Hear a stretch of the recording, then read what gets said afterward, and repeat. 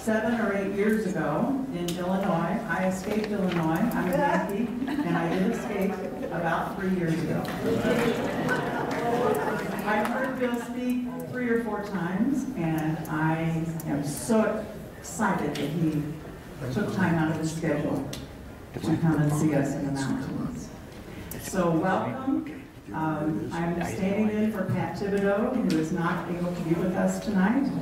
And I would like to welcome Dr. Brown to the microphone, please, to lead us in the pledge and the prayer.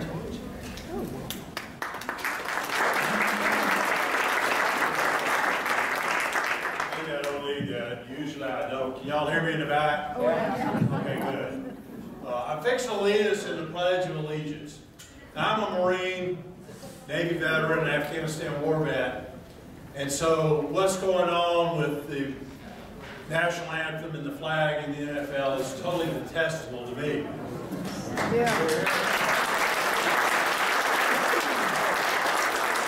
I agree with Donald Trump, they ought to be fired. But back to the pledge. When I lead the pledge, I want people to understand there's normally when people say the pledge, they put a comma in a place where there is no comma. It should be one nation under God with no comma there. So if y'all would, please join me, stand, and please join me in the Pledge of Allegiance. And let's say it correctly without the comma. I pledge allegiance to the flag of the United States of America and to the republic for which it stands, one nation under God, indivisible, with liberty and justice for all. Amen. Amen. Join me in prayer if you would, too, please. Heavenly Father, I thank you for this wonderful group of people here tonight that have come to hear a good friend of mine speak, to give us knowledge about history and to help us to understand where we as a nation all come from. Lord, I pray a special blessing upon Bill Federer. I pray a special blessing upon his ministry. And Lord, I ask a special blessing upon every person here tonight. Father, Pat and Rob are going through a very hard time now with some health problems. And Lord, I ask in the name of Jesus, if there's any way within your will that you touch her and just say the word and heal her. And Lord, all medical knowledge comes from you as well. I know that as a physician, that what we do as doctors comes from you. And as part of your hand is Jehovah Rapha, the Lord God our healer. And I thank you for that knowledge. And so, Lord, if you use that vehicle to cure Pat, I ask that you do it in that means as well. Lord, I ask a blessing upon the politicians in Washington and Atlanta and in the local governments. We, Lord, direct them in everything that they do so that they serve you in total obedience. Father God, help us to put America back on the course that you gave us. Back on those principles that made America great. They're biblical principles, Judeo-Christian biblical principles, and I ask that you help us to restore those. Guide and direct us, Lord, instead of realizing that people in this crowd may have different religious beliefs than I do, and respecting all beliefs, I choose to pray this in the name of my Lord and my Savior, in the name of Jesus Christ. And I thank you, Lord. Amen. Amen. I'd like to thank Dr. Dan Eichenbaum, who so graciously agreed to do interviews with Bill Federer so that he could play on his wonderful radio program. So for the last, 3 weeks, you have featured Bill Federer on that. And we've had a lot of people talking about that, and I'm so thankful. So at this time, Dan, would you come forward and introduce our speaker?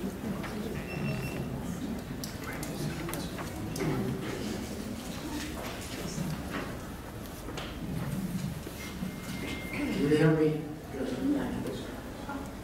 It is really a pleasure and an honor to introduce Bill Federer this evening. It's a really big deal to have him here personally, to have him here in person to speak to you. And so I realized that Bill was my guest on Freedom Forum Radio for the past 3 weekends, and I have received a lot of very positive feedback on what he had to say on the program. Now, to announce the interview, I wrote a newsletter and a post on my website that I titled The Progressive Left's Politically Correct Guide to American History, in which I discussed the eerie similarities between George Orwell's 1984, his novel, and what is happening in our country today. And so I'd like to read you a very short passage from that novel, which kind of crystallizes where we stand. This is from 1984. Every record has been destroyed and falsified, every book rewritten, every picture has been repainted, every statue and street building has been renamed, every date has been altered, and the process is continuing day by day and minute by minute. History has stopped. Nothing exists except an endless present in which the party is always right. Now, I have some very intelligent listeners and readers, and a couple of comments were given back to me, which I want to share to you because they come from people like you and I. This is one from a woman out in the eastern part of North Carolina, and she says, as it turns out, Orwell's literary contribution, titled 1984, could be called nonfiction, but with the caveat that the names have been changed to protect the innocent. I think he knew the plan, and he gave it to us. The best one came from someone local who said to me, the cities are gone, Dr. Dan, festering canyons of politically corrupt groupthink. I believe that it will be the rural counties that will preserve our republic and stand against a despotic state to restore our liberty. My friends, we are rural America. So Bill Federer's message is especially important to us tonight. Now, so that you know, Bill Federer is a nationally known speaker and a best-selling author of over 20 books highlighting America's heritage, including America's God and Country Encyclopedia of Quotations. In addition, he is the creator of Islamic Quest, Past and Present, a captivating 5-part DVD series on political Islam's 1400-year war with the West.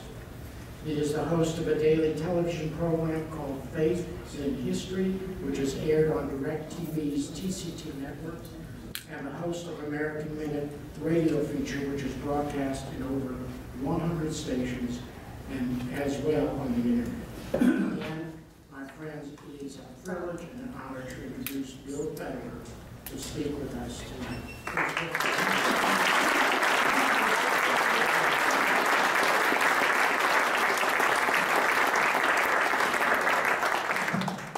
Well, thank you, Dr. Dan, and I am so honored to be with you, and thank you for having me on your radio program, and for Congressman Paul Brown, and for the great work you've done serving our country in the Congress and in the military, and also Julie, good, thank you, and the Thibodeaus and the rest of the team that helped bring me in. I wanted to mention a few of my books. One is called What Every American Needs to Know About the Quran, A History of Islam in the United States. And then the DVD that Dan mentioned, Islamic Conquest, Past and Present. And my latest book is called Who is the King in America? It's an overview of all of recorded human history. And also Pastor Asa, Dr. is a great friend. Thank you and your wife for having me speak at your church years ago. So the most common form of government in all of recorded history is what? It's a king. Pharaoh, Caesar, Kaiser, Sultan, Tsar. And as the centuries go on, the kingdoms get bigger and bigger. Until finally the King of England had the biggest, the sun never set on the British Empire. And America's founders decided they didn't like this globalist king telling us what to do, so they flipped it and made the people the king. And so a republic is the people are king ruling through representatives. So when we pledge allegiance to the flag and to the republic, we're basically pledging allegiance to us being in charge of ourselves. So when somebody protests the flag, what they're saying is, I don't want to be the king anymore. Like, okay, somebody else will make the decisions ruling your life. You don't want to participate. Anyway, so I go through all that. It's a very interesting book. But I'm going to talk to you tonight about my book on the history of Islam. And we're going to go through a little bit of recent history, and it's going to help us to understand the ancient history. And so I'm going to dim the light just a little bit so you can see the screen a little better, and hopefully that won't bother anybody. Is that okay? All right. And so we're going to pick up with the decline of the Ottoman Empire. What's that? That was this huge area of North Africa, Egypt, Middle East, Turkey, and into Eastern Europe that all used to be Christian. I'll tell you about that later. And it goes through 3 stages, which is the 3 stages that every empire goes through: expanding, maintaining, collapsing. All right, so the Roman Empire expanded, and they lived off the people they conquered. And then they built Hadrian's Wall, said this far and no further, and they had to maintain. And then they got in debt, and they got invaded by illegal immigrants, and then the Roman Empire collapsed. And so then the Ottoman Empire at its peak was at the gates of Vienna in 1683. But then in the maintaining phase began to fall apart in the 1800s. And Greece breaks away from the Ottoman Empire. And Romania breaks away. Bulgaria, Albania break away. Wallachia, Moldova, all these countries are breaking away. And the Sultan doesn't like this, and so he tries to stop the breaking away, and he begins to kill a whole bunch of his own people. And so that's the collapsing stage. And then the Europeans began to encroach on this collapsing Ottoman Empire. And we see France begins to take an interest in Algeria, and Egypt and Sudan. The British end up having a role. Italy ends up taking a little role there in Libya and Ethiopia. And then you got Russia there and part of Persia and so forth. And so this is 1914, the beginning of World War I. And you got British and Ottoman and so forth with Russia. But the Ottoman Empire is called the sick man of Europe. And it has a sultan named Abdul Hamid II. And he has decided he wants to stop these people groups from breaking away from his empire. And he decides to start killing them. Well, he's got 13 wives, 3 concubines, and he butchers the Armenians. He kills 100,000 Armenians in the year 1896. And all of Europe is like crying, trying to stop it. And finally, he gets thrown out and chased to France. And the Ottoman Empire, if it was left alone, it would have collapsed. And the European powers would have divvied it up. But something happened. Let me ask you a question. Where did oil come from in the early 1800s? Whales. And there were whaling ships from Connecticut, Massachusetts, chasing the whales all around the world. Remember what we did, Captain Ahab?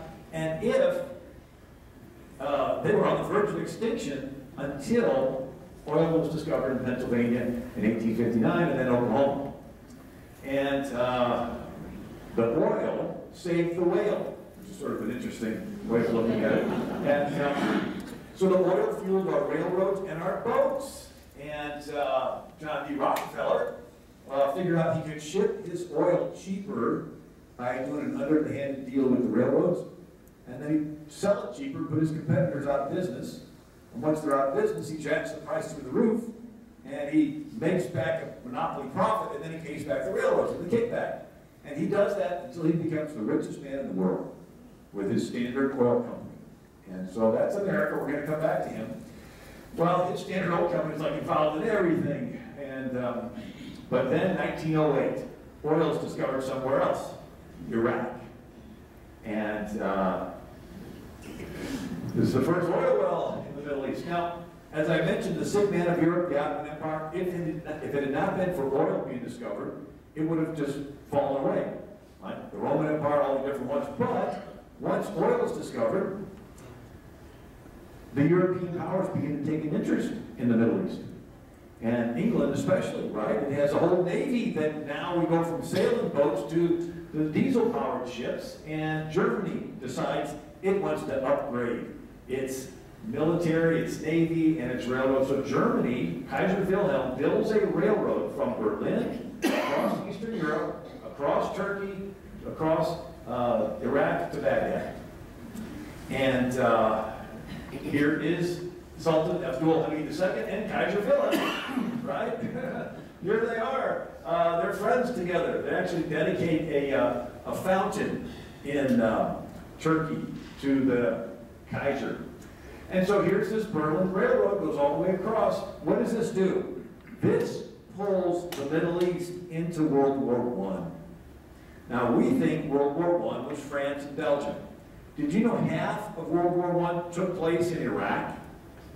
And they used poison gas in trench warfare in Europe. They used poison gas in the Middle East.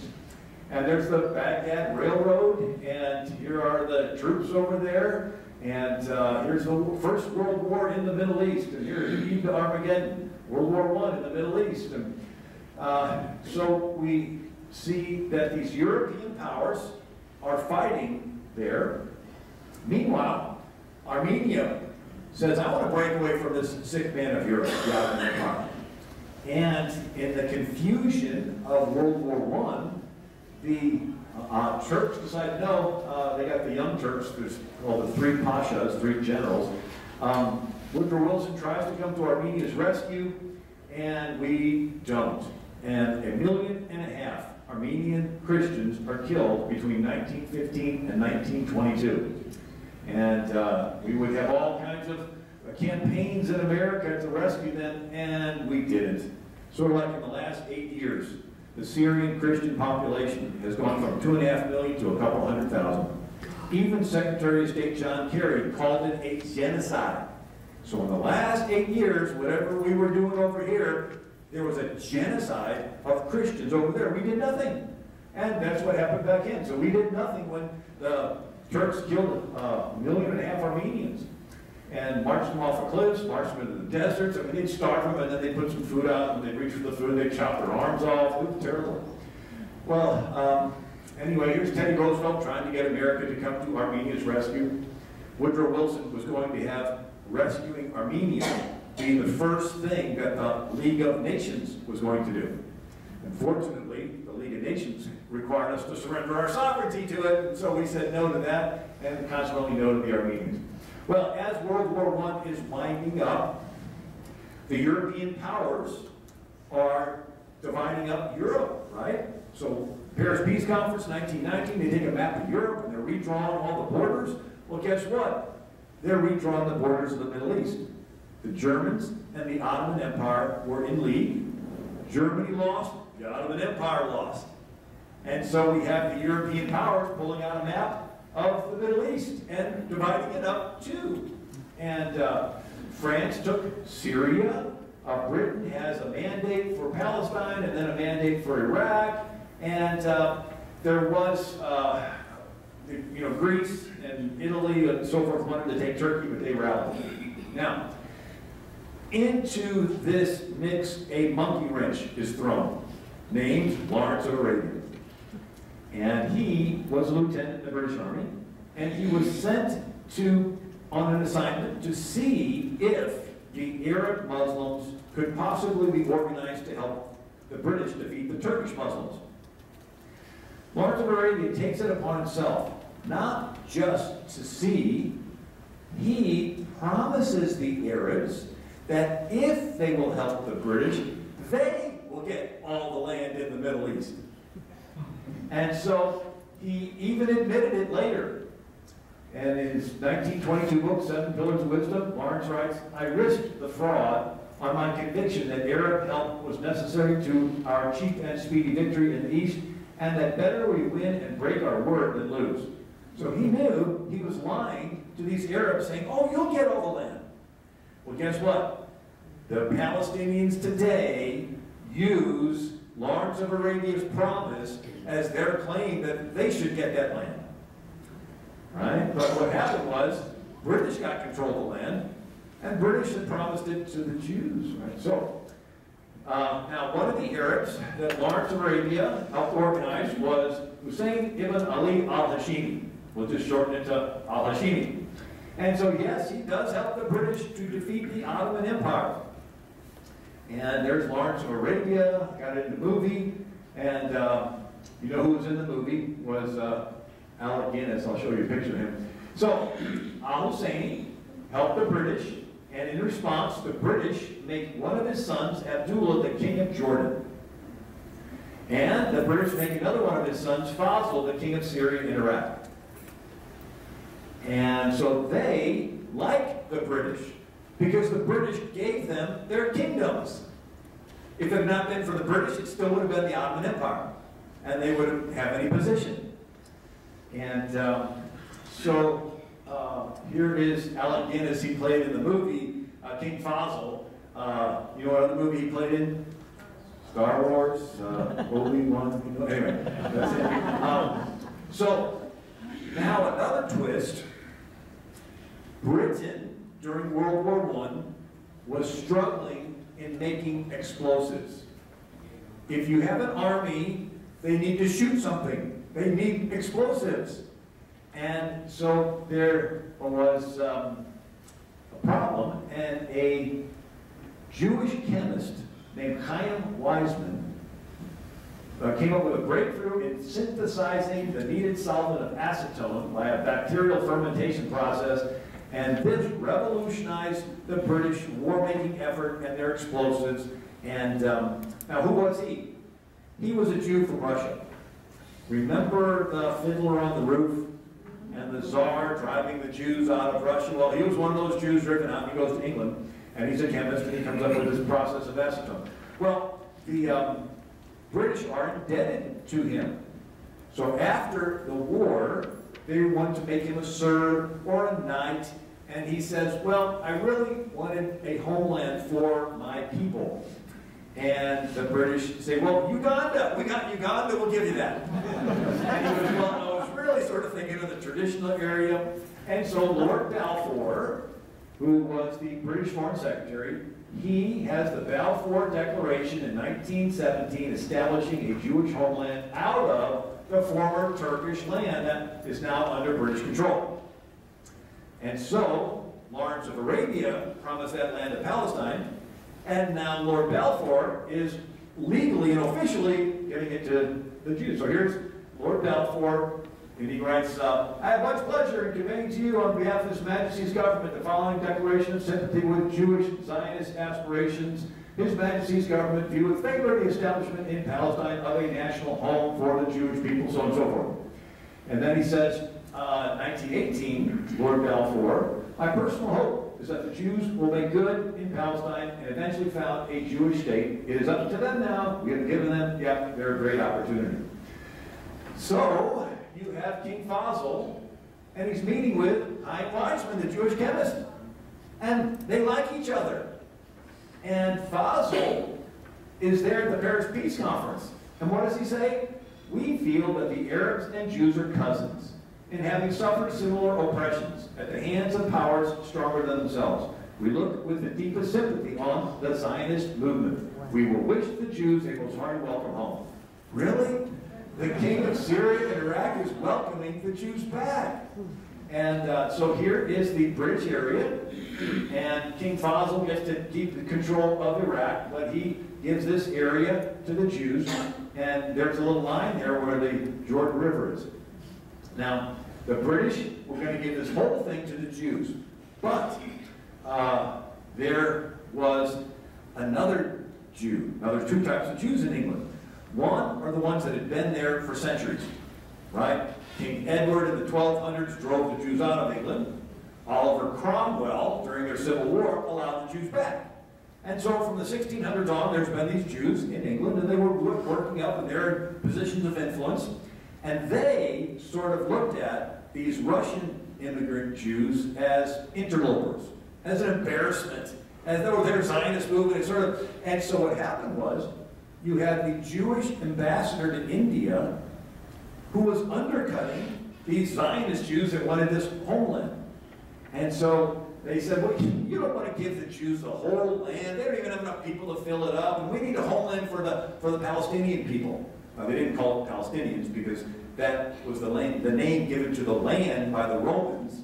in their effort to erase Jewish presence there. The Romans renamed Jerusalem Capitolina, Jupiter, you know, and so so there was no Palestinian people and no Palestinian language. There's no Palestinian food or Palestinian dress or Palestinian kings or Palestinian heritage. There wasn't any of that. They were just Arabs. They were living in this area that was controlled by the Ottoman Empire. But they decided to let the land on the east side of the Jordan be given to the Arabs. And they called it Transjordan, or on the other side of the Jordan River. And then just got shortened to Jordan. And who was the king of Jordan was Abdullah, the son of al-Hashimi, there in Arabia. So here is Abdullah, the son of al-Hashimi, and here is Winston Churchill. Well, Winston Churchill is sort of the one that decided that Abdullah would be the king. And so again, these leaders of the Middle East have decided that the fundamentalist Ottoman Empire, with their sultan killing Christians and with their three pashas, the young Turks killing Christians, that they want to distance themselves from that fundamentalist past. It was sort of an embarrassment to them. And they saw the future as the West. They had camels and mountains of useless sand. The West had airplanes and tanks and televisions and automobiles and all kinds of stuff. The future's the West. And so they would begin to dress in Western clothes and so forth. And now the UK, France, and Greece and Italy attempted to take Turkey, but Ataturk rallied the Turks to maintain their Turkish independence.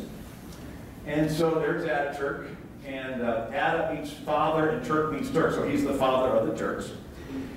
And here he is. There's Ataturk with King Faisal. And here's Ataturk and King Faisal again. Notice how they're dressed in Western clothes, like English clothes. Because why? Because the future's the West. And so we begin to see the Muslim world becoming westernized.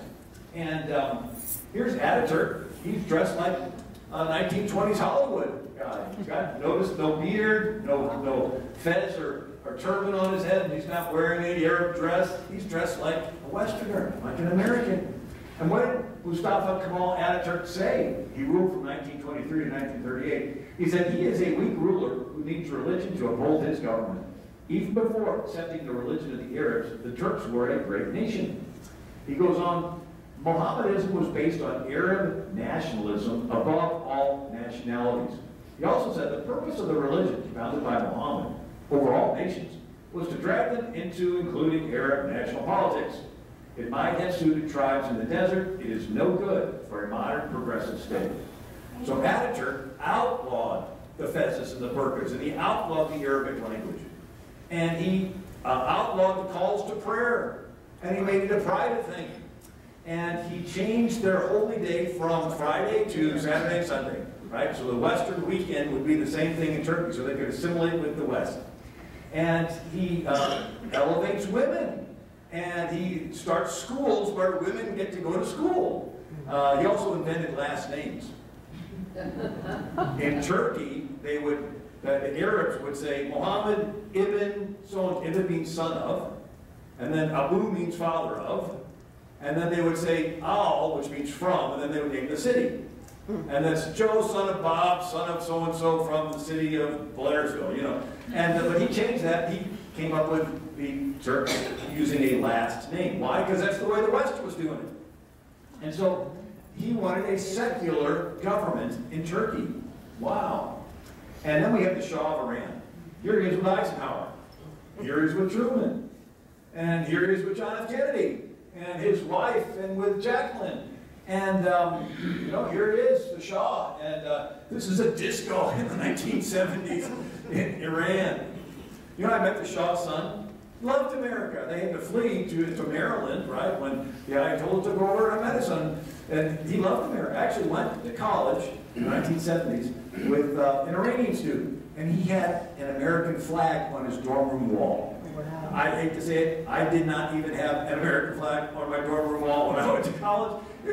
So Iran was more pro-West than Israel back then, if you could believe that. Here's a college in Iran.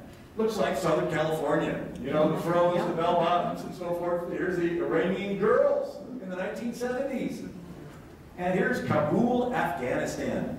And the girls are dressed like any girls on college campus today in America. And here is King Fuad of Egypt and Herbert Hoover. And Fuad was sort of a lush. He had like this huge pornography collection, and he would sit down and eat like 300 oysters at a time, and he ended up dying over one of his meals. And so anyway, so Egypt gets a new king, who's a president. His name is Gamal Nasser. And he wants to westernize Egypt. Here he is with his family, and they're dressed in Western clothes. Here's Egypt in the 1960s and 70s. Wow. It looks like the Beach Boys, right? Look at the bathing suits. I mean, this is Cairo, Egypt. And here's Nasser's cover of Time magazine, and there's the women in Cairo. Looks like any city in America. Nasser spoke at a political meeting in 1958. He says, I met with the head of the Muslim Brotherhood, and he sat with me and made his request. What did he request? To make wearing the hijab mandatory in Egypt, and demand that every woman walking the streets wear a tarha, scarf. Audience laughter. I told him, my opinion is that every person in his own house decides for himself the rules. He replied, no, as the leader, you are responsible. He said, I told him, sir, you have a daughter in the School of Medicine. She is not wearing a tarha. If you are unable to make one girl who is your daughter wear the tarha, do you want me to put a tarha on 10 million women myself? Sustained laughter.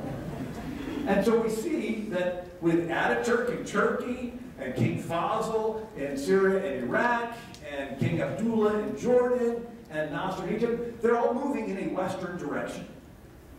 And what happened? How did we go from this to this? That wasn't that long ago. Well, remember Al-Hashim? He waffles on some treaty that the British wanted him to agree to. And so the British start to step back. Well, while they step back, you have the Saud family teaming up with the Wahhabis. And they end up capturing Mecca. Now, Wahhabis started around the 1700s, and they said, we need to get back to following Muhammad really close.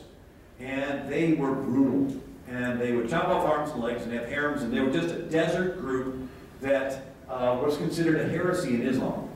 And then they team up with the Saud family. So here is Lawrence of Arabia, Seven Pillars of Wisdom, 1922. He says, the Wahhabis, followers of a fanatical Muslim heresy, had imposed their strict rules. Everything was forcibly pious or forcibly puritanical. So he called it a heresy.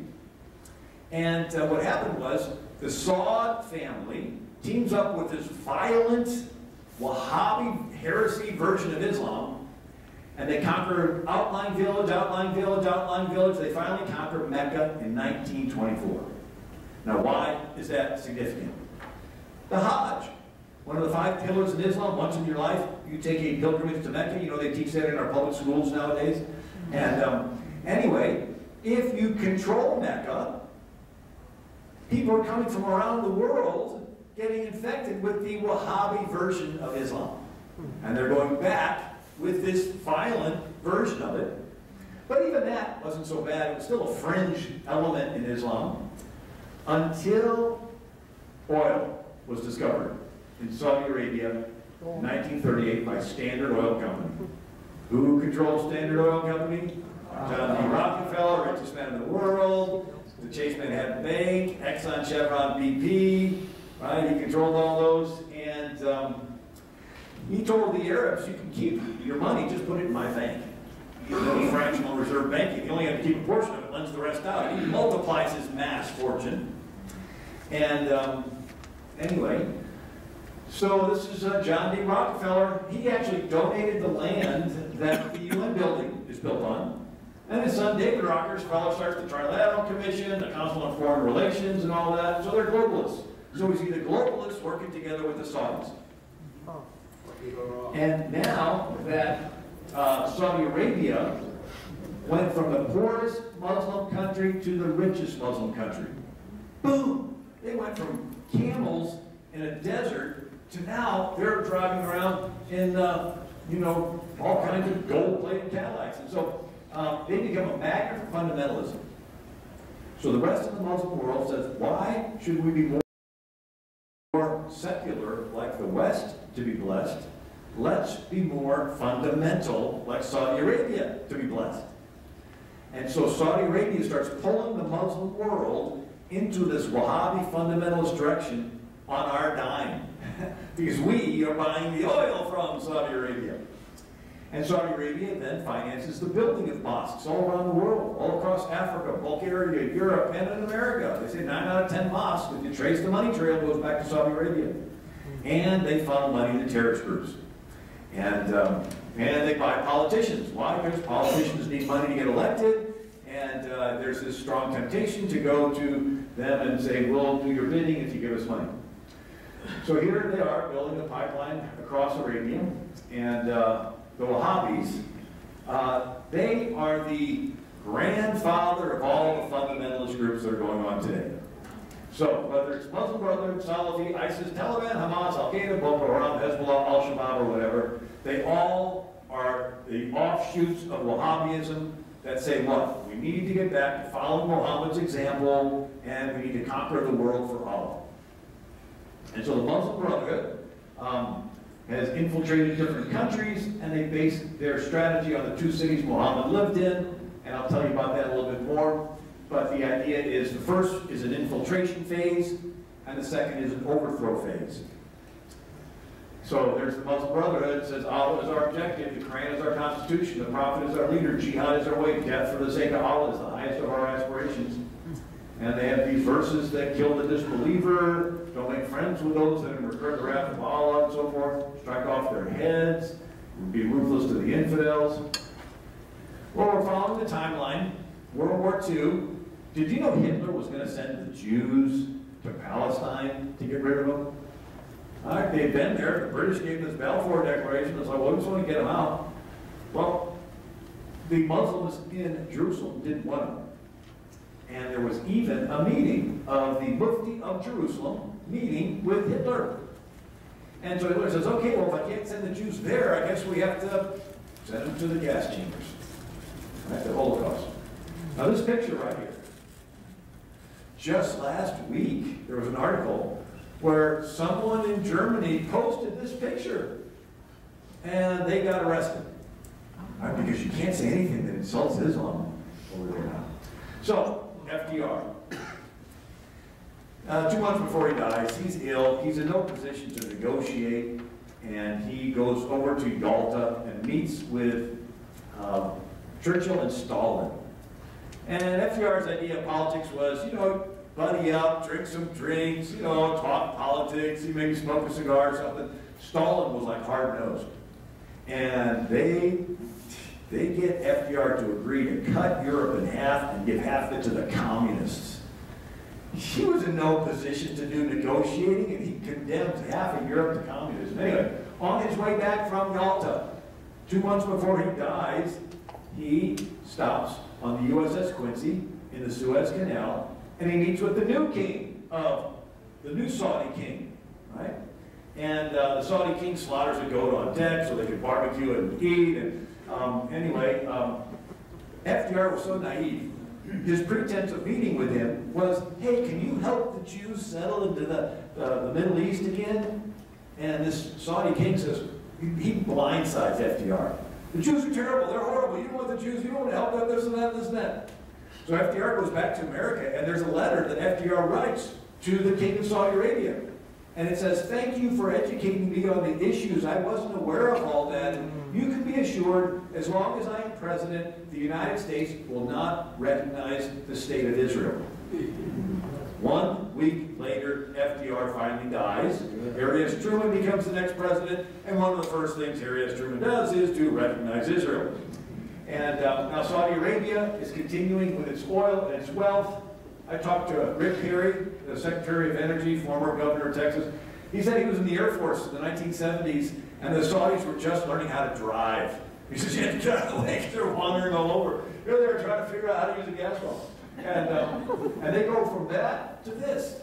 I mean, gold, Cadillacs, I mean, they have so much wealth. And it's all, again, from us. This is Riyadh, Saudi Arabia. Look at that wealth. So they are the richest country in the Middle East, and they are the most violent country, the most fundamentalist. They still have chop squares. Deer Square in Riyadh and every week they chop off arms and legs.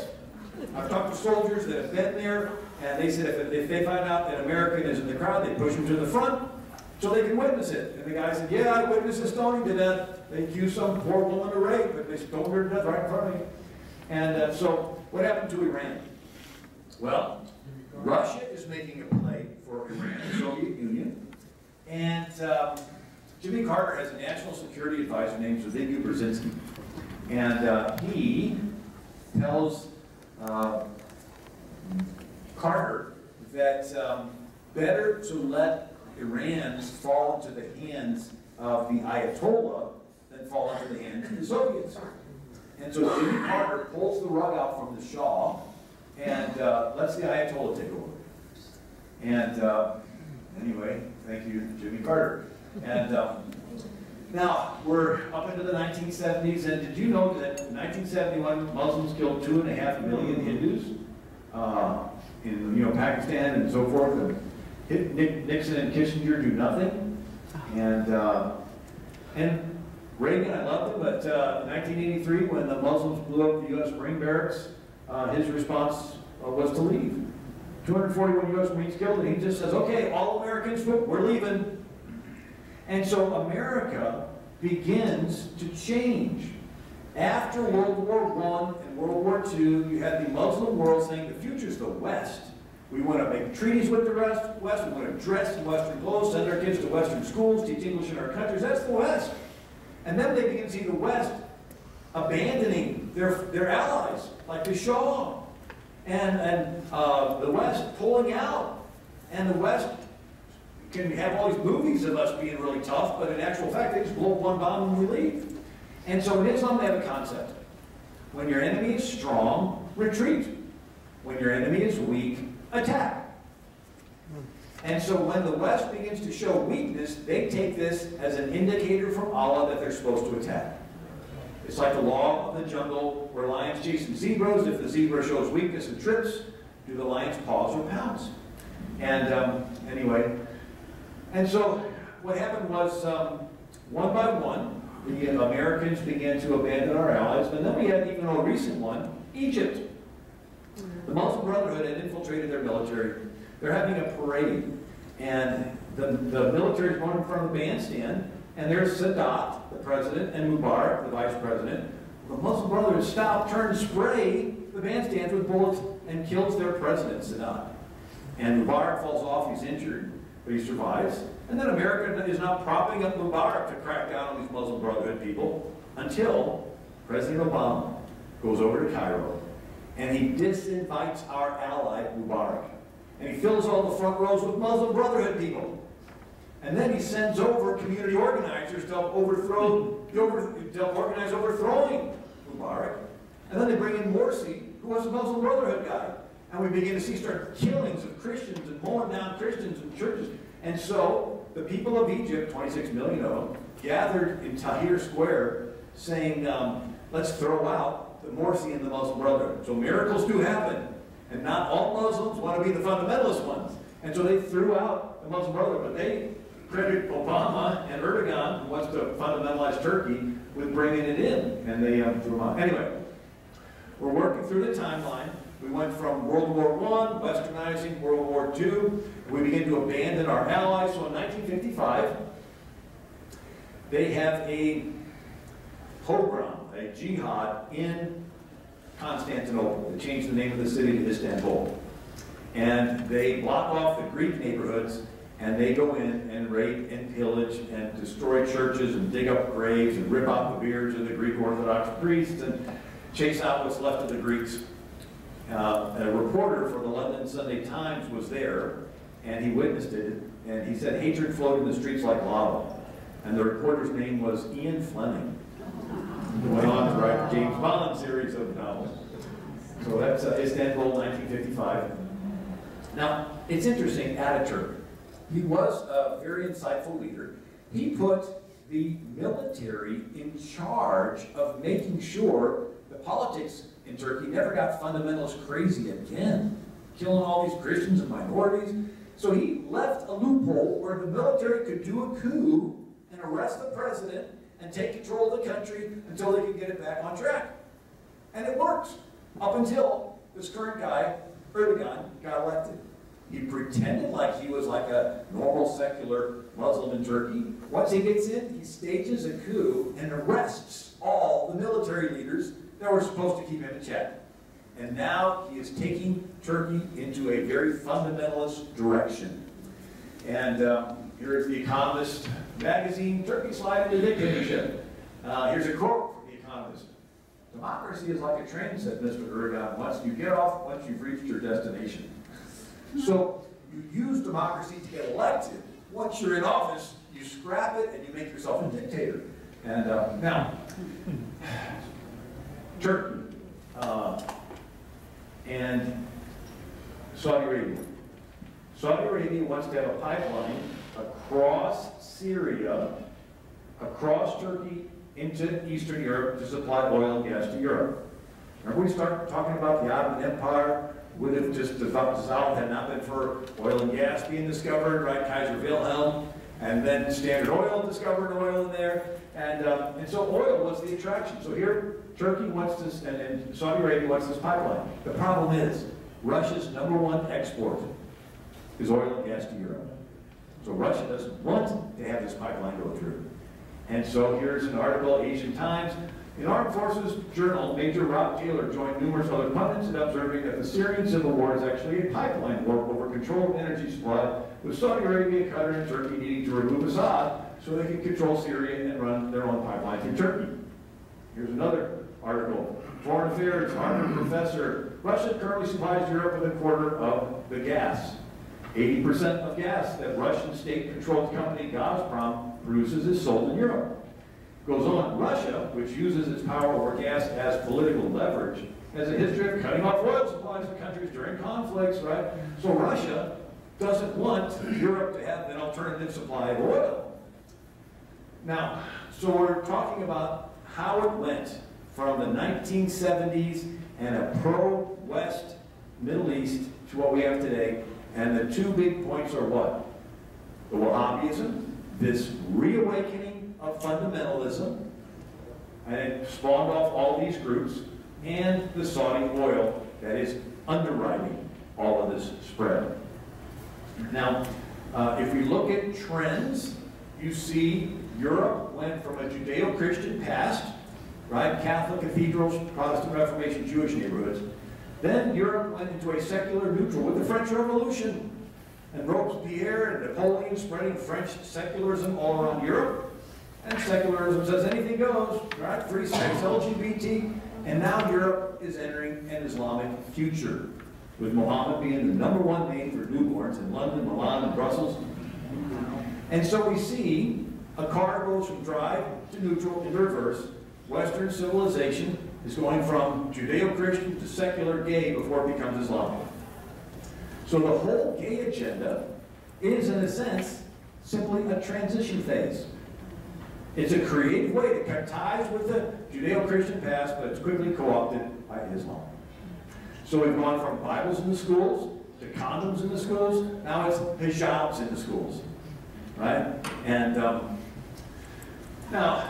most people of Muslim background just want to live their lives and have their families, like those 26 million of them in Egypt. And they're content to coexist with non-Muslims. But a small minority are reawakened to their fundamental Wahhabism, and they commit terrorist attacks. And we call that getting radicalized. So they do Boston bombings and Ohio State University killings and beheadings in Oklahoma and Fort Hood shootings, San Bernardino killings, Orlando gay nightclub killings, malls in Minnesota killings, and Istanbul airport killings, Paris attacks. And it's interesting how they have motivations. And one of it is religious, but the other is sexual. And so they tell the young men that if you die in jihad, you'll have 72 women. And that's a strong motivation for young men. And that Manchester bombing that took place, where there was the girl singer, and at the end of a concert, all of a sudden they hear a boom and it blows up. A week before, the young Muslim bomber had told his grandmother Why should I settle for earthly women when I can have heavenly beauties? And so he goes to the concert, sees them all dancing, probably stirred up his lust, and he says, oh, I'm this close. Boom. And he kills people. And this is Nigeria. The Boko Haram Muslims going in and killing Christians and wiping out entire Christian villages. The British colonized Nigeria, and they decided that the Muslims were better at collecting taxes than the Christians. So the British left the Muslims in charge, and when the British gave Nigeria its independence, the Muslims were in charge, and so the Boko Haram is killing the Christians, and the Muslim government just can't seem to find where the Boko Haram people are. And can't involve killings and acid attacks. Right? Here's LA Times, Oscar-winning documentary Saving Face, talks about over 150 acid attacks in Pakistan. Did you know there were like 400 acid attacks in London last year?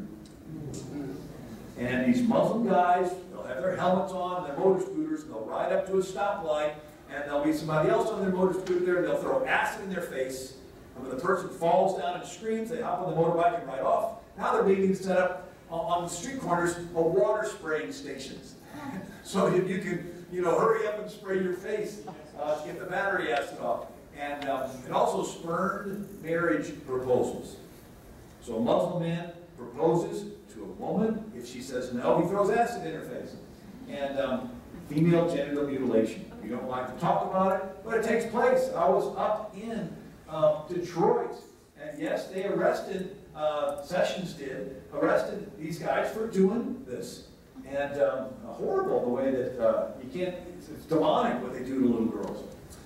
These are churches that have existed from the time of the apostles.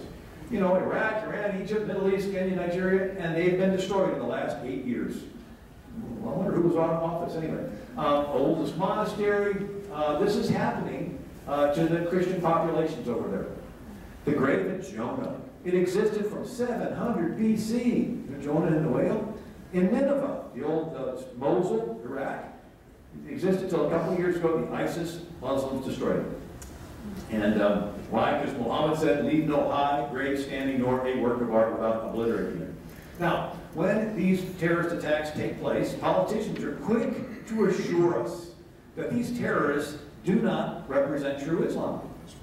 Yet in many cases, the terrorists are yelling Allahu Akbar, and they claim that they do represent true Islam. Who can tell us what true Islam is? One person, Muhammad. He was the best Muslim that ever lived. So his life is called the Sunnah, which means the way or the example. So where there's lots of Muslims that just want to live their lives, in Islam they have a concept, when your enemy is strong, retreat, when your enemy is weak, attack. The more the West shows itself weak, there's more of them saying, hey, we need to get back to the aggressive mode. And then what does that mean? That means they want to follow Muhammad's example. So Muhammad's life went through 3 stages. He was a religious leader, a political leader, and a military leader. This is the world 20 years before Muhammad was born. It's the Byzantine Christian Empire, right? 3 centuries of Roman persecution of the Christians, Constantine converts, and the Roman Empire is Christian. This is 550 AD. Well, 610 AD, Muhammad's 40 years old. The Persian Empire, which is Zoroastrian pagan, it's encroaching on the Byzantine Empire. They're beating each other up, leaving a power vacuum, and into that comes Islam. Muhammad. So Muhammad's father died before he was born. His mother dies when he's 6. His grandfather and guardian dies when he's 8. So he's orphaned and taken in by Uncle Abu Talib. And he's a merchant, and he takes Muhammad on camel rides. And Muhammad goes to different cities and hears about the different religions. And in Arabia, there were 360 different pagan religions. And they were mostly associated with the sun and the moon, male, female, fertility rites, and Baal, Ashtaroth, and so forth. And the most popular god in each town was the Allah for that town. The word Allah meant the god. And so Mecca was a big city, and the Allah for Mecca was Hubal, the moon god. And anyway, so Muhammad goes to these different cities. Here's a little pagan stuff, a little Zoroastrian, a little Jewish, a little Christian. And he is 25 years old. He marries a 40-year-old widow named Khadijah. And now he does not have to work. Goes into a cave and prays, which is what the Christians were doing. It's this pietism that swept through Christianity. in the 4th century that said, if you're really Christian, you'll give away all your money and live in a cave. Or join a monastery. Or build a platform in the desert, climb on top, bake in the sun, thinking you're denying your flesh and getting holier. But it was all this me-focused salvation type of thing. Anyway, so Muhammad decides he's going to go out to a cave and pray, and his spirit appears to him and squeezes him and commands him to read. And he said, I cannot read. Spirit squeezes him a second time, said read. He said, I cannot read. Spirit squeezes him a third time, says read. He said, I cannot read. And so then he began to recite. And that's how the Quran came to him. He'd get these verses, he'd repeat them till he had them memorized, and he would teach them to his followers. The word Quran means recitation, because it is an oral thing, because Muhammad and his original followers were illiterate. And so Mecca, big city, Hubal was the moon god. Their calendar began with the first sight of the crescent moon over the desert. And this got incorporated into Muhammad's belief system. And they had a rock they thought had fallen from the moon. It was a glass impact rock, where a meteor hit the hot desert sand, melted it into this brown glass, and the pagans, for centuries, would kiss this rock, walk around this rock, bow to this rock. Muhammad kissed this rock, and it got incorporated into his belief system.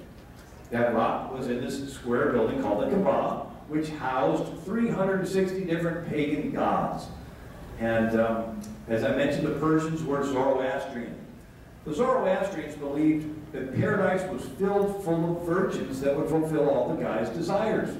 Muhammad heard this, and it got incorporated into his belief system. Zoroastrians believed that there were jinns or genies that followed people around. And so the word genius is not somebody with a high IQ. It was somebody that had a genie that told them all the answers. So the next time somebody says, you're a genius, you can say, no, I just have a high IQ. Anyway, so Muhammad incorporated some of that. And then a century or so before Muhammad was a guy named Mani, and he combines different religions. And then there's the fact that he couldn't read, which was not uncommon for that time and place. Matter of fact, UN Development Program reported in 2011 that 30 to 40% of people in Egypt today cannot read. So the Jews and Christians were the exception. They could read. They were called people of the book. And now, the Arabic verses had a little rhyme to them. You think, how can somebody that can't read memorize all these verses? Well, in Arabic, they had a rhyme very similar to rap music today. So maybe there's a student that cannot read, but he memorizes these long rap songs. And so Thomas Carlyle writes in 1840, Arabs see more method in it than we. Much of it is rhythmic and kind of wild chanting. So Muhammad was never able to read the Old Testament. But he heard their oral stories called Talmud and Mishnah, and some of those stories got incorporated in his belief. And then there's the Christian faith. And even Encyclopedia Britannica stated of Muhammad, the gospel was known to him chiefly through apocryphal and heretical sources. So Muhammad thought that Trinity was the Father, Mary, and Jesus. Nobody ever explained to him the Holy Spirit. So there are Muslims today that think Christians are polytheists, worshiping three gods, the Father, Mary, and Jesus. And anyway, then I go through the apocryphal stuff and so forth. Now, in 610 AD, Muhammad starts his faith. He's excited. He feels like there's something in it for everyone and anticipates everybody's going to join. It'll unite the world. Well, after 12 years in Mecca, he only makes 70 converts. And he begins to get frustrated and confrontational. And so the people of Mecca decide he is a disturber of the peace, and they chase him out of town. He tries going to a city called Al-Taif. They do not want him. And they pelt him with rocks and stones, and they chase him out of town. And so Muhammad is a Muslim refugee. And so he goes north to a Jewish city called Medina. And the Jews are nice and tolerant, and they let Muhammad in as a Muslim immigrant. And he goes into the minority neighborhoods in Medina, and he finds people who have grievances against the Jewish government, and he organizes them. We're familiar with the term of organizing in the community. Oh, yeah. And so he gets this following bigger and bigger, and then he goes to the Jews and pressures the Jews to accommodate him and his followers, and they do. They make a treaty. Now Muhammad is a political leader in addition to being a religious leader. Well, Muhammad's followers in Mecca get confrontational. They get chased out of town for disturbing the peace. They are Muslim refugees. And they go to Medina as Muslim immigrants, and the Jews are nice and let them in. And Muhammad allows his followers to rob the caravans headed to Mecca in retaliation for the Meccans chasing them out of town. So where Jesus said, if they take your coat, give them your shirt, Muhammad's attitude was, if they take your house, you retaliate, take their caravan. And so he has 300 warriors, and they rob caravans. He gets a whole chapter of the Quran from his Allah on how to distribute booty from robbing caravans. He gets a fifth of the booty. And so here's the caravan routes, and they're going through Medina, and Muhammad and his men rob them. What's left goes to Mecca. And so the Meccans send 1,000 soldiers to escort their caravan. And Muhammad, with 300 warriors, defeats 1,000 at the Battle of Badr in 624 AD. This amazing victory, having been outnumbered 3-1, convinces Muhammad to be a military leader. And he fights in 66 battles and raids in the next 8 years before he dies. He even used the catapult. We attacked a city called Al-Taif. And when they told him the catapult was killing innocent women and children, Muhammad's response was, they are among them. So they got to be killed too. So suicide bombers and ISIS killers say it's okay to kill innocent women and children to advance Islam because Muhammad did. And since he is the perfect Muslim, they want to be like him, religiously, politically, and militarily. So there's freedom for all religions in America. But Islam is not just a religion, because Muhammad was not just a religious leader. He was a political and military leader. And so a mosque is a religious building, a political building, and a military building. Bowing to Mecca is a religious bowing, a political bowing, and a military pledging of allegiance to another capital. And our effort in the West to split the religious side of Islam away from the political military side is we're trying to split Muhammad. Who are we to split their prophet? He was all three. Now, lots of Muslims have backslid, and they've gotten away from following his example. But every now and then, what's the saying? When your enemy is strong, retreat. When your enemy is weak, attack. And so when the non-Muslim world begins to show itself weak, they take that as an indicator that they need to get back to following Muhammad's example. Alexis de Tocqueville, 1840, wrote, Muhammad put into the Quran not religious doctrines only, but political maxims, criminal and civil laws. He even admitted it's not just a religion. So there's two sets of verses in the Quran based on the two cities Muhammad lived in. In Mecca, he was just a religious leader. And so the verses he got there are relatively more peaceful. In Medina, he transitions to a political and a military leader, and the verses are more violent. And the later verses supersede the earlier verses. By way of comparison, in the Bible, we have an Old Testament and a New Testament. Old Testament has some violence in it. Moses and Joshua wiping out towns, right? The New Testament, Jesus and the apostles never killed anyone. So what do we say? The later example is the one we're going to strive to imitate, which is more peaceful. It's the same way in Islam, only in reverse. Their peaceful verses came first when Muhammad was a religious leader in Mecca. They are called weak verses, and they're superseded by the later verses that come in Medina. They are called strong verses. So the last example Muhammad left was the political military example. Well, in 627 AD, the Meccans sent 10,000 soldiers to Medina to stop Muhammad from robbing their caravans. Turns out Muhammad is a brilliant military leader, primarily because he's creative. He's unpredictable. He doesn't play by the rules of traditional Arab warfare. These Arabs had 1 month off a year where they agreed not to fight.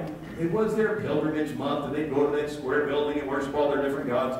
Muhammad gets verses from his Allah instructing him to rob the caravans during this month off. Catches them totally surprised, and comes away with a lot of booty.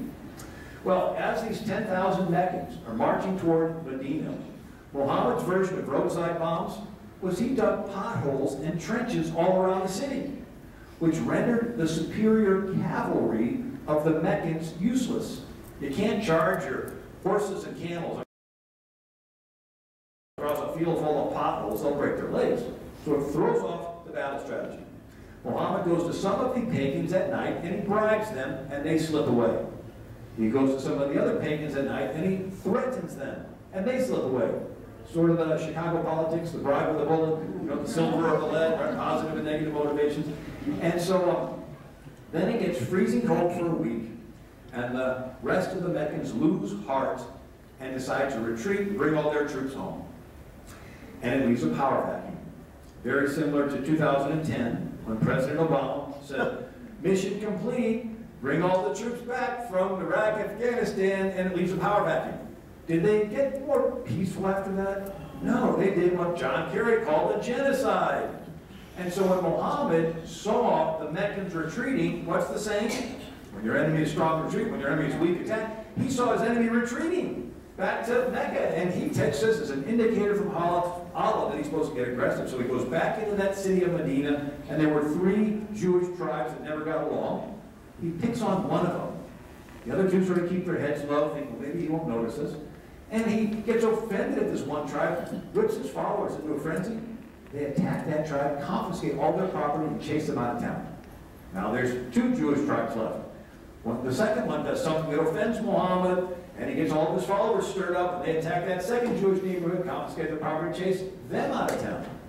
This set a precedent in Islam called Hudna, H-U-D-N-A, Hudna. It means when you're weak, you make treaties until you get strong enough to disregard them. And the third Jewish tribe, Muhammad bottles them in their neighborhood for 25 days. When they surrender, he brings the Jews into the market and he chops off their heads. 600 or 700 of the men get their heads chopped off, and the women and children are sold into slavery. He did keep one of the Jewish wives for himself, Rehana. He ended up having anywhere from 11 to 22 wives, slave wives, concubines. His youngest wife, Aisha, was 6 years old. But within 5 years of Muhammad coming into the Jewish city of Medina as an immigrant, there is not a Jew left in the city of Medina. They were chased out, killed, or enslaved. And within 5 years of Muhammad's death, the rightly guided caliphs drive out every pre-existing culture in Arabia. And so we see it's a 3-step process. Like Caesar's 3 steps, Veni, Vidi, Vici, I came, I saw, I conquered. Muhammad's 3 steps was immigrate, increase, eliminate. Immigrate into the host country as a religious refugee. Increase the number of your followers amongst people who have grievances against the government, and then begin to demand political accommodation. And then you have random outbreaks of violence, and the inhabitants feel unsafe, and they move out, and you take over. And so I was speaking in Detroit, visiting with people afterwards, and there was a lady with ministering to pregnant moms. She shows up at a Muslim house with a little present. While she's there, out of a bedroom comes another pregnant Muslim mom. Out of a bedroom comes another pregnant Muslim mom. Out of a bedroom comes another pregnant Muslim mom. All pregnant by the same man. He's practicing Sharia law polygamy in his house in Dearborn, Michigan. And then another guy tells the story, Fazl bought a bunch of houses on the block, has a wife in each one. They go down to the welfare office and say, the husband's not around, and they get these checks. He visits the wives, and the more children they have, the larger the checks get. He is living like a king at state expense, and all the kids playing in the middle of the street are his kids. And then they take over some of the war blocks, and they vote in the school board. And so they have their gymnasiums and their calls to prayer. And then they take over several war blocks, and they vote in the fire department, police department. They have minarets and calls to prayer. And like in Hamtramck, Michigan, last year, they voted in the first majority Muslim city council, and now they're putting up their minarets, and all the former Polish inhabitants of the neighborhood are being driven out. And now there's a 1,400-year track record to observe this happening, broken into 3 springs: Arab-Persian Spring, 622 to 1071, Turkish Spring, 1071, 1923, and then the current Arab Spring that started in 1928. And they do something called psychological projection, where the attacker blames the victim, blame shifting. Karl Marx said, accuse others of what you do. So Sigmund Freud coined the term, and it is where a rude person projects their rudeness onto others. Right? A hateful person calls everybody else hateful. So they'll even put up websites and list everybody that they hate, right? And so Muslims will come into a very tolerant community and accuse their host of being intolerant. And anyway, so psychological projection. And so they begin to attack. And their goal is to set up a one-world government called a caliphate. So a caliph is the supreme leader after Muhammad died. Caliphate, the area he controls. And they couldn't have done it without this little invention called a stirrup. And invented by Mongolian nomads over by China. Little short horses, tie a rope around the horse, leave two loops hanging for their big toes. They would ride barefoot. The Mongols would raid into China, and then that stirrup made its way across the Gobi Desert to Persia, and the Persians made them out of metal with leather straps. And this gave you complete control in the saddle. Instead of trying to hold your balance, now you can ride it. And they have this new sword called the scimitar, made of Damascus steel, very flexible, where the Europeans are using the heavy metal swords that are long and take two hands to hold. The Muslims have these scimitar swords so light that you could hold the reins of the horse in one hand, scimitar sword in the other, and at a full gallop, they literally could slice him in half. And this is the Supreme Court chamber in Washington, D.C. It has a mural of lawgivers around the ceiling, and one of them is Moses and his 10 Hebrew commandments, but another one is Muhammad, Arabic Quran, and scimitar sword. And this is Muhammad's sword. It still exists in Istanbul, Turkey, in the Topkapi Palace, right next to the Hagia Sophia. And so we see this expansion. One of Muhammad's generals is Khalid ibn al-Walid, called the Drawn Sword of Allah, because he was undefeated in 100 battles. And they conquered Syria. Did you know Syria was the first country to completely be Christian, evangelized by the Apostle Paul, and the name Christian was first used in Syria? And there's more ancient Christian writing in the Syrian language of Syriac than any other language other than Greek and Latin. And the Syrian Christians evangelized east like the Greeks did west. So Syrians evangelized into India, Mongolia, even China. During the Tang Dynasty in the 600s, a thriving Syrian community. It was largely wiped out by a Muslim leader named Tamerlane. And then the Muslims conquered Yemen, which used to be a Jewish kingdom. They conquered Jerusalem, which had been a Byzantine Christian city since Constantine. They conquered into Armenia and into Persia. And then Egypt was completely Christian, evangelized by Mark, that wrote the Gospel, Matthew, Mark, Luke, and John, until Amir ibn al-As conquers it. And then there used to be 250 Catholic dioceses along North Africa in the 7th century. Right? St. Augustine of Hippo was from Carthage, today that's Tunisia. This happened so fast that it was a heart attack to the Roman economy, right? So Rome traded across the Mediterranean, and now trade has stopped. Sort of like today, if China held their ships back for a couple months, we'd have an economic heart attack. And but then they attacked Cairo, Egypt, and they had papyrus came from Egypt, reeds that grew along the Nile Delta, and they held the ships back, and so Europe had a paper shortage. And they began to write fewer books, and we call this the beginning of the Dark Ages. So Islam is largely responsible for Europe entering the Dark Ages.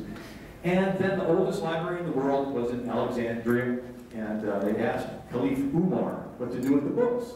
And his response was, every book that does not agree with the Quran, destroy. And every book that does agree with the Quran is redundant, because we have the Quran. So destroy them all. Supposedly it took 6 months to burn them all. And this was Breitbart News a couple years ago. ISIS militants raided the Central Library of Mosul, Old Nineveh, to destroy all non-Islamic books. These books promote infidelity, call for disobeying Allah, announced a militant to the residents, so they will be burned. So they're doing the same thing today that they did back in 642 AD. And then, after conquering North Africa, they invade into Spain in the year 711.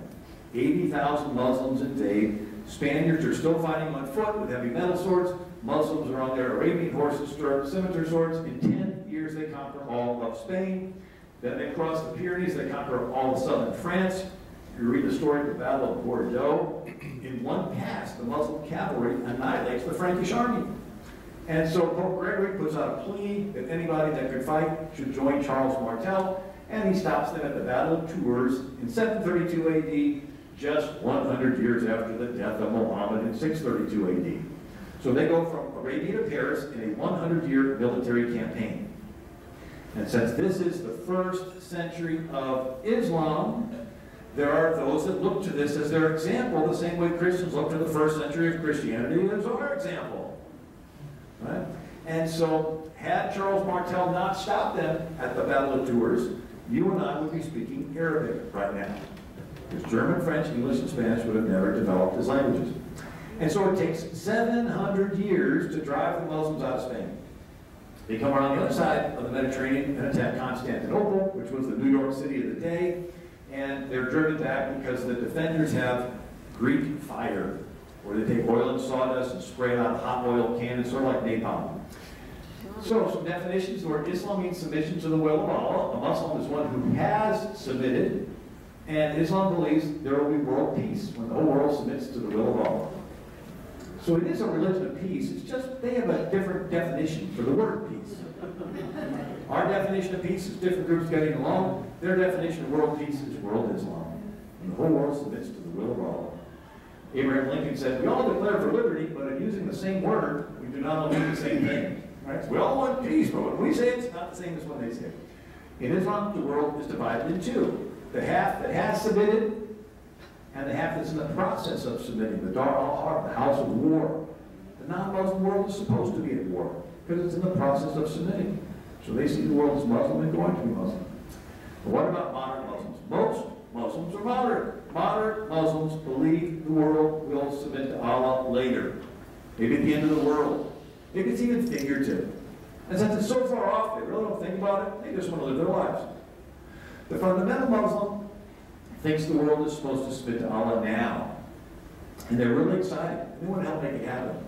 Now the dilemma we face in the West is the more we bend over backwards to show ourselves nice and friendly and accommodating and giving them free food and free clothes, free Section 8 housing, and we're really, really careful not to offend them.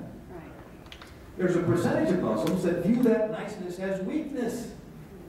And what's the saying? When your enemy is strong, retreat. When your enemy is weak, attack. So they take our niceness as weakness and as an indicator from Allah that they're supposed to attack. Do you see the dilemma we're facing? Now, in nature, weakness invites aggression. Lions chasing the zebra trips to the lion's paws or pounds. In nature, you have sharks can sense a weak, distressed animal in the water, and they are drawn to want to go over and attack it. You have domestic species and invasive species that crowd out the previous one, right? And so it's sort of that ideologically. Here's Nikolai Senel's interview as a psychologist. Muslims instinctively see our lack of reaction as fear. It is an invitation to attack. Another definition is word innocent. When the terrorist attacks happen, politicians say, well, those terrorists do not represent true Islam. Because Islam says it's wrong to kill the innocent. Well, let's define the word innocent. Innocent is a faithful follower of the way of Allah. And so if you are not a faithful follower of the way of Allah, you're not innocent. And it says, Allah loveth not those who reject the faith. Be ruthless to the infidel. Make war on the infidel. Fight those who believe not in Allah. Kill the disbeliever wherever we find them. So when they say it's wrong to kill the innocent, it's code for it's wrong to kill a faithful Muslim. Now, in all due respect, the ones that are doing the killing, they view the non-violent Muslim as having left the way of Allah, and they're just as happy to kill a non-violent Muslim as they are to kill an infidel. And anyway, I was going to skip through for the sake of time. So here is a fundamental Muslim in England, Ajahn Kaduri. He says, we have had enough of democracy and man-made law. We call for a complete upheaval of the British rule system and demand full implementation of Sharia in Britain. So while most of the Muslims just want to live their lives and they're happy to live under the free democratic laws, you have this kind that feels like their Sharia law came straight from Allah, and therefore it's superior to man-made law, and they have an obligation to make it superior. What Sharia is trying to be like Muhammad, just like Christians want to be like Jesus, Muslims want to be like Muhammad. Simple. Except Christians do not believe they go to heaven by being like Jesus. They go to heaven because they believe Jesus died on the cross to pay for all of their sins. And they want to live like Jesus to show the rest of the world how much God loves them. Not so in Islam. They think their percentage chance of going to paradise is based on how closely they can follow Muhammad's example. So, what Muhammad permitted is permitted, called halal. What Muhammad did not permit is not permitted, called haram. So Muhammad liked cats. Cats are halal. They are permitted. Muhammad did not like dogs. Dogs are haram. They are not permitted. And so Sharia law is a long list of what's permitted and what's not, and Muhammad's life is the source for it. And it comes from the Quran in two different sets of verses. The Meccan peaceful one, Medina violent ones. Comes from the Hadith, 60,000 stories remembered about Muhammad. The Surat, the biography of Muhammad, written 100 years after his death. If you're going to read anything first, read the Surat. Of course, if you're going to read anything first, you can read my book.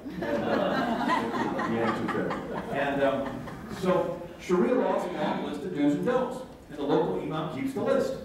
They go to the imam. Is this permitted? Yes, that's halal. Is this permitted? No, that's haram. Well, why is it haram? Sorry, you can't ask that. But I want to know why. If you ask it one more time, I'll kill you. Because you're doubting Allah. You just obey. Islam is not a reasoning religion. You just learn to obey whatever the imam says. It covers what to believe, what to eat, how to dress. Ladies, you struggle over it. Don't worry, it's all taken care of now. And when you pray, you don't just pray anytime you want. It's 5 specific times. What position, what direction you pray, how many wives you have. They even teach you the correct way to beat your wife. You're not supposed to raise your hand above your head when you strike your wife. And you should not strike her on the face, just elsewhere on her body. In this way, Allah is showing honor to the woman. I think I can get it.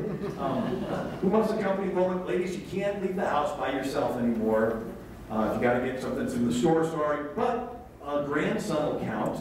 But you have to have a male relative with you every single time you leave your house. If you leave without a male relative, you could be accused of rape. If you're raped, it's your fault for allowing yourself to be used as a tool of Satan to tempt a man, and you get whipped 100 times. So people say, oh, Sharia law is compatible with our government law. Well, let's see. We punish the rapists. In Islam, they punish the woman who is raped. And so they wear the burqas to look unattractive on purpose. And anyway, you go through all that. And to divorce your wife, all the man has to say is, I divorce you 3 times. Did you know earlier this year, Al-Azhar University in Cairo said all you have to do is text your wife 3 times. Anyway, and slavery. So the Muslims enslaved 1.5 million Europeans, right? They invaded Spain, held it for 7 centuries. So there were whole Catholic orders in Europe through the Middle Ages called the Trinitarians. The head of the order was called the ransomer, and they would collect alms and donations to ransom. And they even raided Ireland. Muslim pirates, the stolen village of Baltimore, Ireland. But then they enslaved an estimated 180 million Africans. So Muhammad was a white Arab, and there are hadiths that he lifts his arms and see the whiteness of his armpits and so forth. And Muhammad owned African slaves. And they castrated the men, make them eunuchs, and they sold them throughout the Ottoman Empire, Timbuktu, where the canoe meets the caravan. Right in Niger was a big slave trading port. Khartoum in Sudan, big slave trading port for the Muslims. And anyway, then every slave brought to the New World that the Spanish and Dutch and the Portuguese brought over was purchased at Muslim slave markets. So everybody, oh, we want to pull down those statues because those people own slaves. Well, you need to pull down every mosque because that religion, Muhammad himself, owned slaves. And they would take the Christian boys and make them into Muslim soldiers called Janissaries. And the cute ones, it's called the sodomy of the Turks, right? And I actually talked to soldiers in Afghanistan, and they said, yeah, they have to guard some gang we picked out as an ally. And they would bring the little boys in on Thursday night, because it was the man-boy love night, right? And he said, to turn your stomach, because they had to guard them while they were doing that. And just a couple of years ago, remember? Afghanistan, Marines walking down the street, lady runs out and says, help, they go, and they got this young boy tied up in the backyard, and yeah, that's what they're doing. Our Marines throw the Muslims down, free the boy. And Obama had those Marines court-martialed. Yep. Because they weren't being sensitive to their culture. I remember that. And the Marines said, we got him fouled because we were told Saddam Hussein said, you know, he was treating the people bad. If we're not over here to protect the people, what are we here for? Right? Anyway. So David Livingston, Scottish missionary from the Congo, in his journal writes about stumbling across a line of Africans shackled together to be sold into Muslim slavery, walking, and he says if they walk too slow, they just kill them. And he says you can tell where the vultures were by seeing or somewhere the slave trail was because the vultures circling. But it still goes on today. There's actually more slavery today than any other time in world history. A whole lot of it is in Muslim countries. And now at the end of the Muslim Ottoman, the first Arab Spring, they reached an equilibrium. Christians were a captive people group very similar to America after the Civil War and the Deep South. So Republican Lincoln freed the slaves.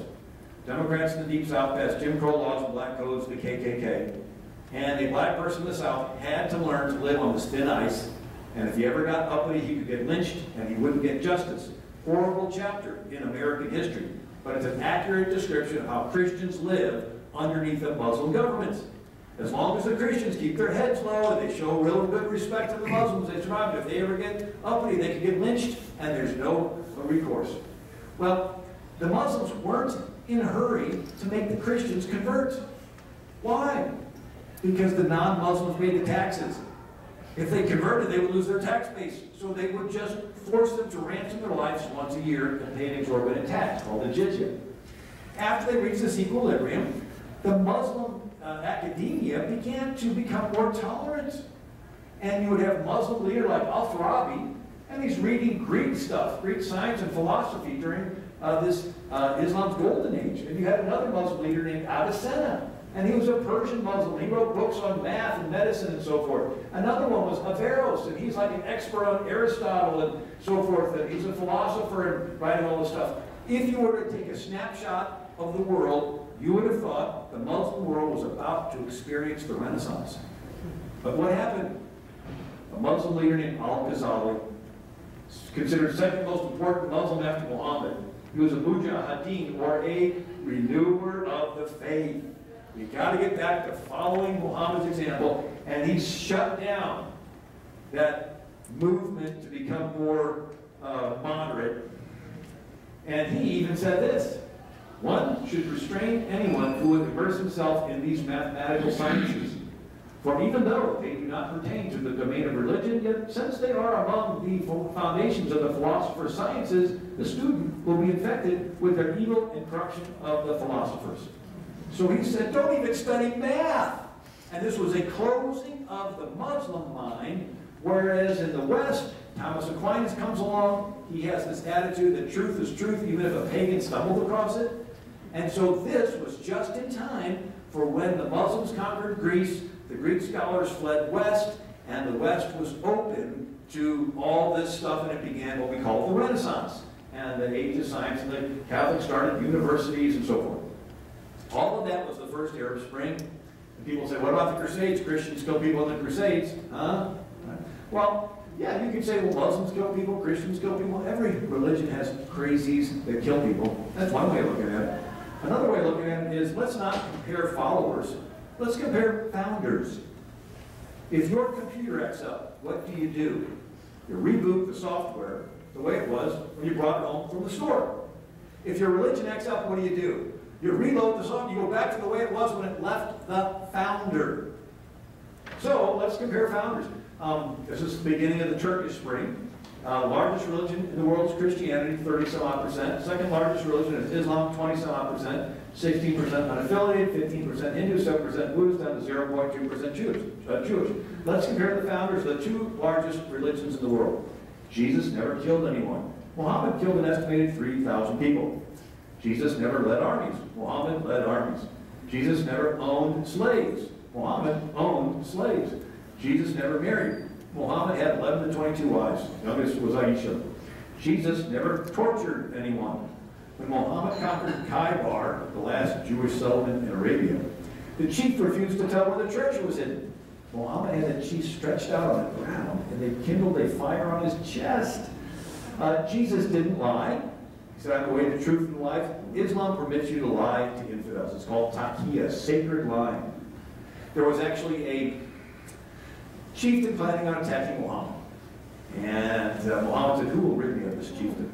His one warrior said, I will if you permit me to lie. Muhammad said, go. So he goes to the chieftain and he says, I've left Muhammad. He's a heretic. I want to help you, but they're after me. The chieftain says, okay, you can spend the night in my tent. You'll have my entire army around you. You'll be safe. In the middle of the night, the warrior tiptoes over and beheads the chieftain, grabs his head, runs all the way and gives it to Muhammad and says, oh, prophet, Allah's face is shown upon you. And Muhammad says, Allah's face is shown upon you. Muhammad gives him his staff and says, you can lean on this in the day of judgment, because on that day, people won't have anything to lean upon. Muhammad gave his approval to lie to your enemy so that you can get them at ease and so that you can behead them. And anyway, Jesus never forced anyone to follow him. He multiplied loaves and fishes, he got a crowd following him for a free lunch, and he says something difficult And many disciples say, this is a difficult saying. Who can bear it? And they leave. And Jesus goes to Peter and says, do you want to go too? Peter said, where else can I go? You're the only one with the word of eternal life. Jesus was willing to let him go. Muhammad said, whoever changes his Islamic religion, kill him. So you're free to join, you just can't leave. So like Hotel California. And anyway, so Jesus forgave insults. Died on the cross saying, Father, forgive us. Muhammad avenged insults. Jesus did not permit his disciples to rape anyone. Muhammad did. There's always hadiths that talk about it. None of the apostles were governors or generals. Every one of the caliphs was a governor and a general. Jesus taught God was our Father. In Islam, it's blasphemy to call Allah your Father. Jesus taught they were children of God. In Islam, it's blasphemy to call yourself a child of Allah, because Allah took no wife and has no son. Jesus taught we're made in the image of God. In Islam, Allah has no image. Jesus taught to have a personal relationship with God. In Islam, it's blasphemy to even want to have a personal relationship with Allah, because he's transcendent and unknowable. Even in the next life, you'll never know him. First 3 centuries of Christianity, 10 major persecutions, Christians were thrown to the lions. They never led armed resistance against the Roman emperor. First 3 centuries of Islam, they conquered from Arabia to Paris. Anyway, the Vikings convert to Christianity, and they go down to the Mediterranean, and they take back Sicily and Italy from the Muslims. And so we got the Christian Viking lands, and then they have a reconquista in Spain, takes 700 years to drive the Muslims out of Spain. And so we got a couple centuries of crusades. The Muslims had 14 centuries of crusades, and they killed more people in Muslim crusades than Pol Pot, Ho Chi Minh, Castro, all combined. And then they invaded the Byzantine Empire. All 7 churches mentioned in the book of Revelation were wiped out by the Muslim Turks. The letters in the New Testament to Ephesus, Colossae, Galatia, Philippi, all those cities were wiped out by the Muslim Turks. The Greeks begged the West for help, and the West sends out what's called the Crusades. I have a little trivia. You know the most popular Greek Orthodox saint was St. Nicholas. Lived during Roman times, gave to the poor. And so when the Muslims invaded, they would destroy the graves of the saints, so they moved his grave over to Italy in the year 1087. And anyway, so there's they moved his grave over there. Now, you know how the Catholic saying is that St. Peter's is the gates of heaven? Well, the Greeks have a saying based on the verse in the Old Testament or New Testament that Jesus will return at the end of the world to judge the living and the dead riding a white horse. And the saints will come back with him riding a white horse. And St. Nicholas is a saint, so he'll be one of those riding a white horse. But, so they just have him coming back once a year for a little mini judgment. A little check-up on the kids. Make sure they're on the right track, so it's naughty, so it's nice. In Norway, they didn't have horses, so they had them riding a reindeer. And the angels turned into the elves, and the Lamb's Book of Life and Book of Works turned into the Book of the Naughty and the Nice, and the saints come from where? Celestial City, New Jerusalem, that turns into the North Pole. So you can see where it gets off track. But in Holland, they still have St. Nicholas dressed as a bishop, coming once a year riding a white horse. And he gives presents to the good kids. And he has with him a little Moorish costumed helper. Well, the Moors were the Muslims. And they tell the kids, if you're good, you get a present. If you're naughty, little Zwarte Piet there will put you in a gunny sack, take you back to Spain, and sell you into Muslim slavery. How'd you like to tell your kids that? St. Nicholas is coming. I'm not seeing you. I actually did an interview one time, and the guy was from Holland, and he goes, yeah, everybody in my neighborhood, the little boys would go to sleep the night before St. Nicholas came. We can have a pocket knife in our pocket. But why is that? He goes, that's to cut ourselves out in a gunny sack. And I love this with the little kids saying, please don't take my little brother, please. And hear the parents say, oh shoot, told you should have been a good kid. You know? I showed you. Anyway, that'll make you be a good kid. Look at that. Anyway.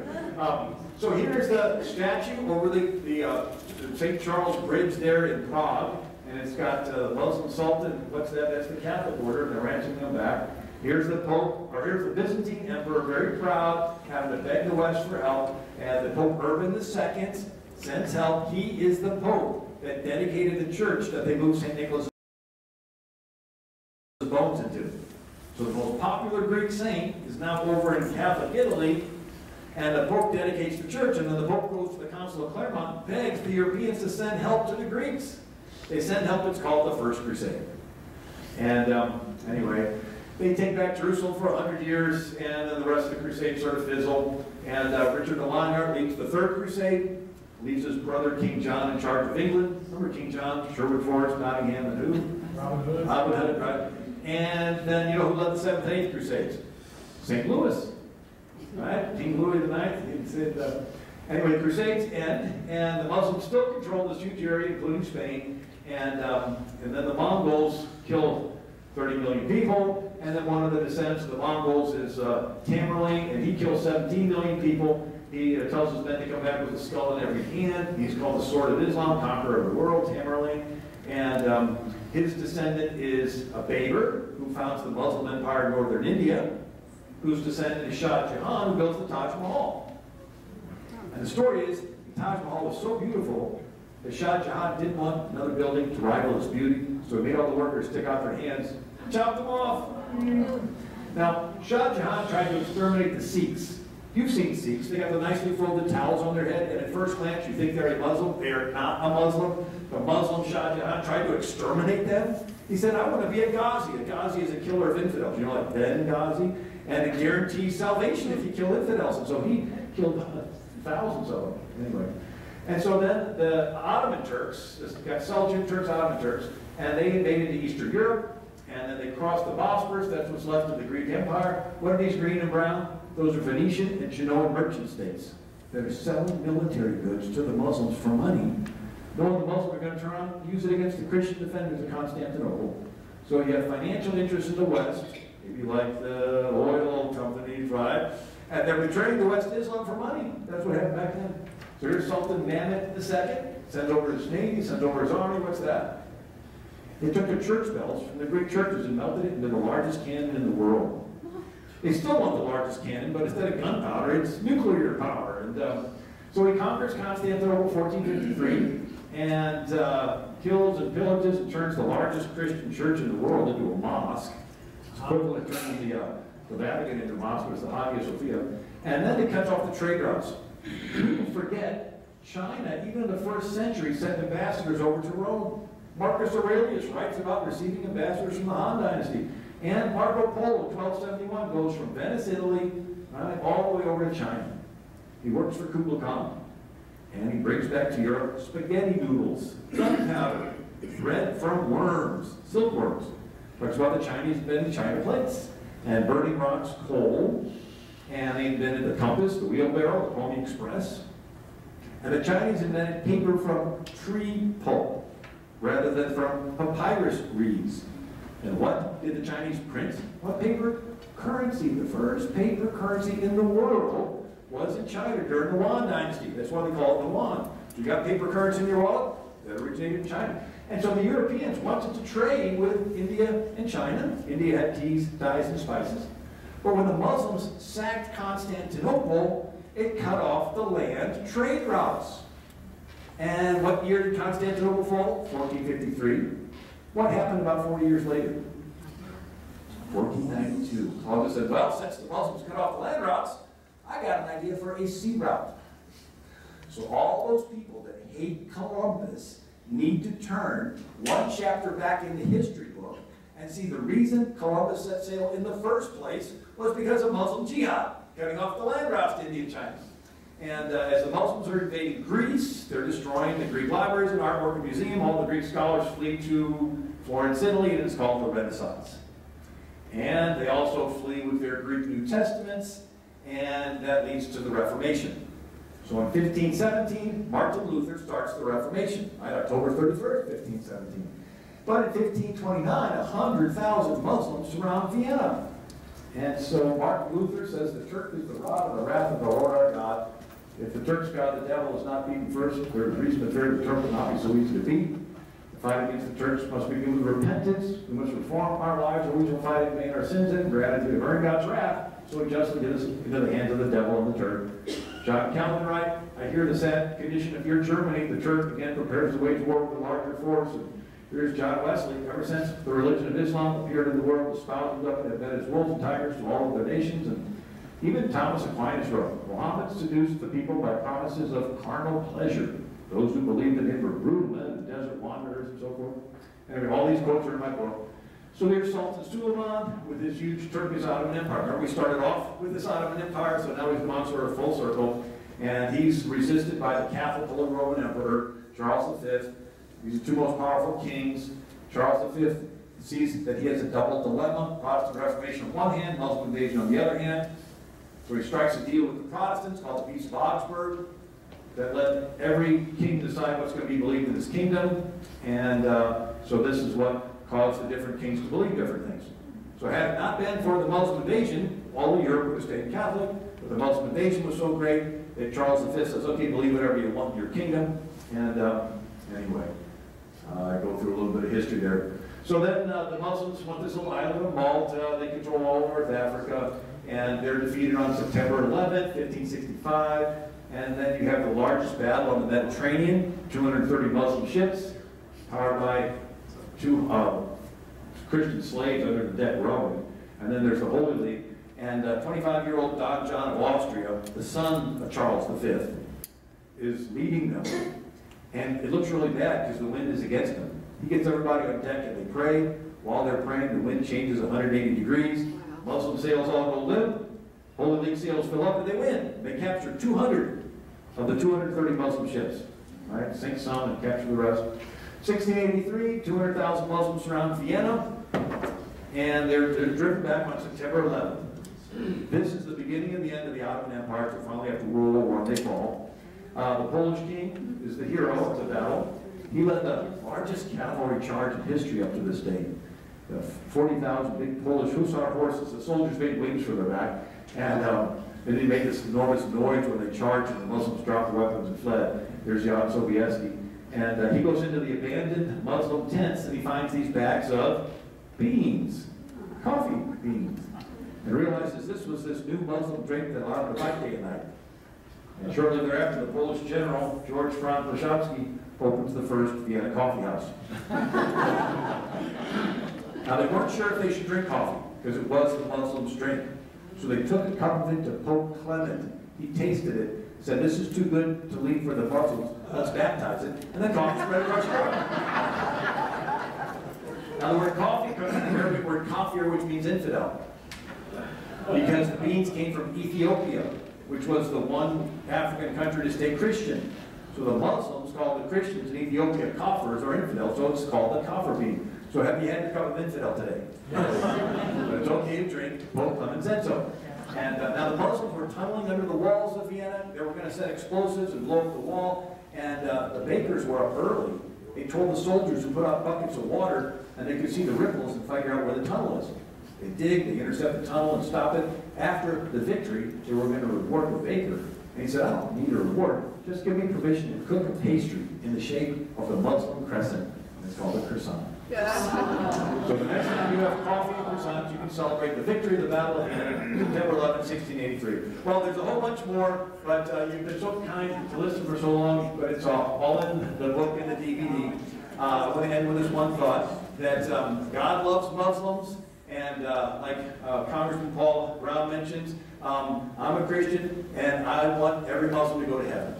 And Jesus is the Lamb of God, paid for all of our sins, and so I want them to experience the love of God and go to heaven. So we love them, but it's important for us to realize that Proverbs says a good man leaves an inheritance to his children's children. So if we're good people, we want our kids to have a land with as much freedom as what we inherited. And that's why you're all here tonight, because you're concerned about what kind of country we're passing on. So I'm going to go ahead and turn it back over to Julie. God bless you.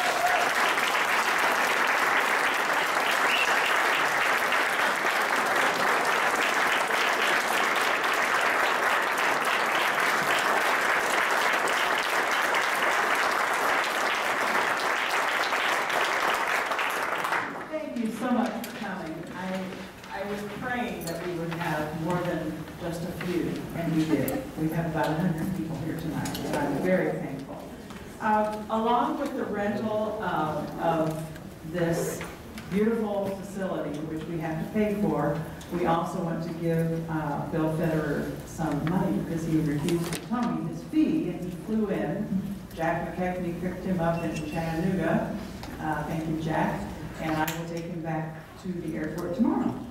So we would, Pat and Rob have agreed to whatever we take in tonight, besides the rental, we will give to. So notice the size of this that came out of my pantry. So fill it up, please. All right, thank you so much for coming, and as we pass this, we are going to stand and sing God Bless America, because that's what we do at our meetings.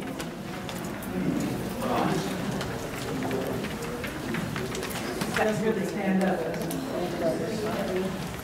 God bless America, land that I love. Stand beside her and guide her through the night with the light from above. From the mountains to the prairies, to the oceans white with foam. God bless America, my home, sweet home. God bless America, my home, sweet home. Thank you for coming, please. Pay attention up here to the books that are available. Oh, yes. The books are, if you buy two, you get one free, and also take a credit card. And again, thank you so much for your Yeah, I made it.